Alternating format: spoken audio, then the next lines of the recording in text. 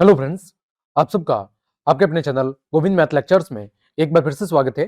तो कैसे हो आप सब? आई होप आप सब अच्छे होंगे और आप सबकी पढ़ाई भी अच्छी चल रही होगी। तो प्यारे विद्यार्थियों, आज की इस क्लास में हम प्रखर हिंदी कार्य पुस्तिका कक्षा 8 के कार्यपत्रक 21 से लेकर कार्यपत्रक 25 तक की चर्चा हम करेंगे। हमने आपकी नई कार्य पुस्तिका के अनुसार कार्यपत्रक 1 से लेकर 20 तक की चर्चा कर ली है। वो सब क्लासेस आप चैनल की प्लेलिस्ट पर जाकर आराम से देख सकते हैं। तो चलिए क्लास हम शुरू करते हैं। कार्यपत्रक 21 में हम सीखेंगे संबंध बोधक शब्दों का उपयोग कर पाना। जैसा कि नाम से पता चल रहा है, संबंध बोधक यानी कि ये आपस में संबंध बताने का काम करते हैं। क्या करते हैं? आपस में संबंध बताने का काम करते हैं। पहला, रिक्त स्थानों में उचित संबंध बोधक लिखकर वाक्य को पूरा कीजिए। जैसे छत के ऊपर मुर्गा बैठा है। छत के ऊपर मुर्गा बैठा है, तो यहाँ पर छत और मुर्गा के बीच में संबंध क्या है कि जो मुर्गा है वो छत के ऊपर बैठा है। फिर दूसरा, नदी के किनारे साधु की कुटिया है, तो यहाँ पर क्या आएगा? के किनारे। ग, मोहिनी अपने भाई के संग स्कूल जाती है, तो यहाँ पर क्या आ गया खाली जगह में? के संग। फिर घ, मुझे सेब की अपेक्षा आम अधिक पसंद है, तो यहां पर हमने पहली खाली जगह में के ऊपर, दूसरी में के किनारे, तीसरी में के संग और चौथी में की अपेक्षा। दूसरा, दो वाक्यों को जोड़कर क्या बनाना है? आपको नया वाक्य बनाना है।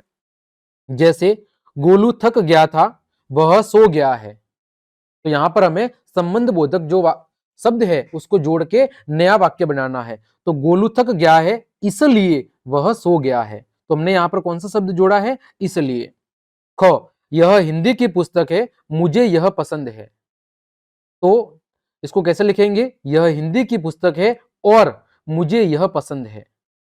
ग, वह बहुत तेज चली, वह जल्दी घर पहुंची, तो इसको कैसे लिखेंगे? वह बहुत तेज चली इसलिए वह घर जल्दी पहुंची। घ, आज बहुत बारिश हो रही है, ओले भी गिर रहे हैं, तो इसको कैसे लिखेंगे? आज बहुत बारिश हो रही है और ओले भी गिर रहे हैं। तो पहले में हमने इसलिए संबंध बोधक जोड़ा, दूसरे में और, तीसरे में इसलिए और चौथे में वापिस और। तीसरा, दिए गए खाली स्थानों में आपको उचित अव्यव शब्द लिख कर वाक्य को पूरा करना है। अव्यव जिसका कुछ भी व्यय नहीं होता, यानी जिन पर लिंग वचन कारक काल का कोई प्रभाव नहीं पड़ता, उन्हें हम अव्यव शब्द कहते हैं। जैसे श्रुति, श्रुति और नेहा पढ़ रही थी, ठीक है, तो यहां पर और क्या है? अव्यव शब्द। परिश्रम से पढ़ाई करो ताकि परीक्षा में सफल हो सको। राम तो आया लेकिन श्याम नहीं आया। जब सर्दी पड़ती है सब गर्म कपड़े पहनते हैं, ठीक है, जब सर्दी पड़ती है सब तब क्या करते हैं? गर्म कपड़े पहनते हैं। यहां पर सब नहीं तब लिख सकते हैं आप, क्या लिखेंगे? तब, ठीक है, इसको आप सही कर ले। यहां पर देखो हमें क्या लिखना है? हमें यहां पर तब लिखना है, जब सर्दी पड़ती है तब तब गर्म कपड़े पहनते हैं। चौथा, वाक्यों में दिए गए संबंध बोधक शब्द को चाट कर लिखिए। जैसे प्यास के मारे बुरा हाल है, तो यहां पर कौन सा शब्द है? के मारे। संबंध बोधक कौन सा है? के मारे। दूसरे में मेरा घर मंदिर के पास है, तो यहां पर कौन सा शब्द होगा? के पास। ये कौन सा शब्द है? संबंध बोधक शब्द है, के पास। ख, मैं गोपाल के बिना नहीं जाऊंगा, तो यहां पर कौन सा शब्द है? के बिना। फिर ग, वासु के आगे मैं खड़ा हूं, तो यहां पर के आगे संबंध बोधक शब्द है। घ, यह पत्र मीरा के द्वारा लिखा गया, तो यहां पर के द्वारा जो शब्द है वो क्या है आपका? वो आपका संबंध बोधक शब्द है, के द्वारा। आगे बढ़े, कार्यपत्रक 22, लेखन की विभिन्न विधाओं का प्रयोग कर पाना, ठीक है। वह हंस दिया, आपके सामने एक कहानी दी गई है। हिरण का बच्चा दौड़ रहा था, वह खरगोश से आगे था, वह हाथी से भी आगे था, वह नाला फांद गया, खंडहर भी पार कर गया। मैदान में पत्थर पड़ा था, ठोकर लगी तो गिर पड़ा। पैर में चोट लगने से रोने लगा। बंदर ने पैर सहलाया, वह चुप न हुआ। बंदर ने पैर सहलाया, वह चुप न हुआ। भालू दादा ने गोद में उठाया, वह चुप न हुआ। माँ आई, वह बोली चलो पत्थर की पिटाई करते हैं। हिरण का बच्चा बोला नहीं, उसे मत मारना, वह भी रोने लगेगा। माँ हंसने लगी, खरगोश हंसने लगा, सब हंसने लगे। तो ऊपर लिखी गई कहानी को आपको कविता के रूप में बदलकर लिखना है। जैसे दौड़ रहा था हिरण का बच्चा, अच्छा अच्छा मन का सच्चा, भाग रहा था खरगोश से आगे और वह था हाथी से आगे। नाला पार कर गया खंडहर पार, पत्थर पड़ा था लगी ठोकर, लगी चोट तो रोने लगा। बंदर ने सहलाया पर चुप ना हुआ, फिर आए भालू दादा, उठाया गोद में फिर भी चुप ना हुए। फिर बोली माँ चलो पत्थर की पिटाई करे, तो बच्चा बोला ना ना वह भी रोने लगेगा। फिर माँ हंसी, खरगोश हंसा और फिर सब हंसने लगे। तो इस तरह हमने कहानी को किसमें बदल दिया? कविता के अंदर बदल दिया। अगला 23, गद्यांश अथवा पद्यांश को पढ़कर समझ के साथ प्रश्नों के उत्तर देना। कहानी अथवा कविता की समझ का उपयोग कर पाना। किसी जंगल में एक हरा भरा पेड़ था। उस पेड़ पर बहुत से पक्षी अपना घोंसला बनाकर रहते थे। उन पक्षियों में एक तोता भी था। वह शाकाहारी था। अन्य पक्षी तो फल फूलों के साथ साथ कीड़े मकोड़े भी खा लेते थे, परंतु वह तोता केवल पेड़ के फल फूल खाकर ही संतुष्ट रहता था। एक दिन उस जंगल में एक शिकारी आया। हरे भरे पेड़ पर तरह तरह के पक्षियों को बैठा देख उसने शिकार करने की सोची। उसने जहर से बने बाण से एक पक्षी पर निशाना लगाया, किंतु उसका निशाना चूक गया और बाण पेड़ के तने में जा लगा। कुछ दिनों के बाद पेड़ जहर के असर से सूख गया और पक्षियों का जो आशियाना था, जो घर था, वो क्या हो गया? उजड़ गया। देखो, पहला, दिए गए विकल्पों में से सही विकल्प को आपको चुनकर लिखना है। जंगल में कैसा पेड़ था? तो जंगल के अंदर हरा भरा पेड़ था। तोता कहाँ रहता था? तो तोता आपके पेड़ के ऊपर रहता था। ग, पेड़ पर पक्षी क्या बनाकर रहते थे? घोंसला बनाकर रहते थे। तोता शाकाहारी था। शाकाहारी का अर्थ क्या होता है? मांस का सेवन नहीं करने वाला। दूसरा प्रश्न, रिक्त स्थानों की पूर्ति करें। हरा भरा पेड़ जहर के असर से क्या हो गया? सूख गया। ख, पेड़ों पर बहुत से पक्षी अपना घोंसला बनाकर रहते हैं। ग, बाण के जहर से पेड़ सूख गया। घ, शाकाहारी पक्षी फल फूल खाकर ही अपनी भूख मिटाते हैं। तो पहली खाली जगह में जहर, दूसरी में पक्षी, तीसरे में बाण, चौथी में फल फूल। तीसरा, अशुद्ध शब्दों को शुद्ध करके दोबारा लिखना है। घोंसला को कैसे लिखेंगे? घोंसला ऐसे लिखेंगे। महात्मा को महात्मा लिखेंगे। पश्चात को इस तरह लिखेंगे पश्चात, और धार्मिक को लिखेंगे इस तरह धार्मिक। चौथा, शब्द युग्मों से वाक्य बनाएं। दाल रोटी, तो मुझे दाल रोटी खाना पसंद है। खाना पीना, भिखारी को खाना पीना दे दो।